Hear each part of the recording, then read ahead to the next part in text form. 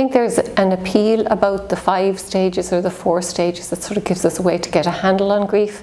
In fact, there's no evidence to suggest there are any number of stages or that they happen in any particular way.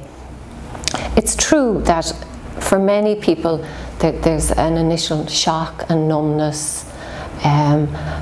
People can get angry, get sad, and most people finally come to some resignation.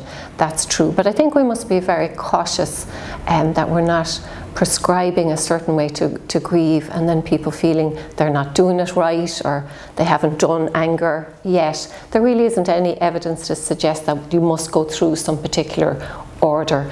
Grief is something that we do, we grieve. We don't just stand there passively and go through stages. How we grieve is going to change the course of the grief. So while there is a kind of a normal trajectory, if you want to say that, we know that most people by about 6 months, they're starting in their own way to come to terms with the grief, not to get over it. You never get over significant grief, but people do it in their own way, and I think we must be very cautious in suggesting to people there's a right and a wrong way of doing it.